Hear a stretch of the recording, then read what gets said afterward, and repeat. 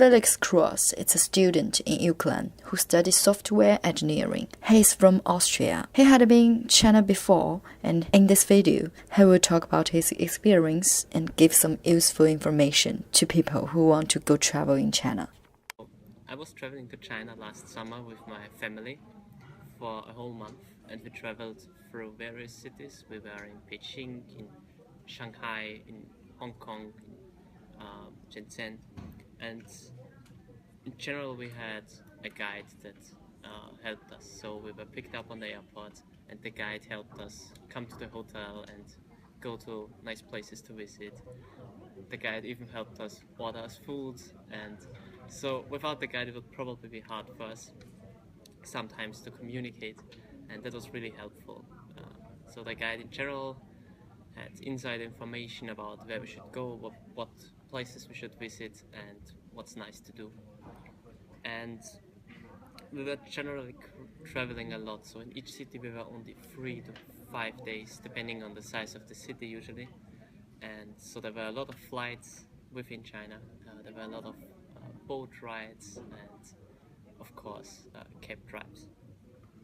And in general we were really happy and learned a lot about the culture there. So the people are really nice, and it was generally very nice staying there for the whole month.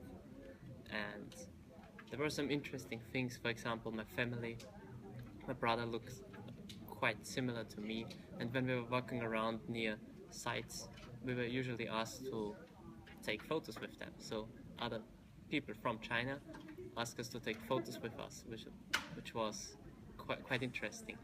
And it was not only my brother but also my sister, my parents, and so on.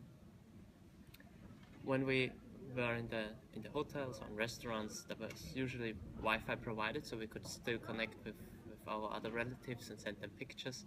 But in general, internet connection sometimes is quite difficult and hard to use, since it is really slow, and some websites we used to are blocked, like Google and Facebook, and sometimes you cannot receive or send emails. So if you're traveling to China, this is definitely something to keep in mind, that you're not always connected with your relatives. One really nice and enjoyable part of traveling in China is of course the food. So it was really all kinds of dishes you get there, from sweet to sour, meat, non-meat, and so on. I really enjoyed that, and you can always try new things. When you go to a restaurant, if you don't ask specifically for it, sometimes you get a European version of the food, so it's not the version people from China would get. So if you ask the guide, or if you get the traditional food, you usually get it as well. In particular, I really enjoyed Hong Kong, which was a city I really enjoyed staying, and could imagine staying there for a longer time. It is a bit different from the rest of China, as it is not yet a complete part of it, as far as I understood. And for example, the internet connection is just as in every other country, without any limitations. It is a really big city, and you can go there by train, by car, or by boat. And in most places we visited in China, the landscape and skylines were really nice.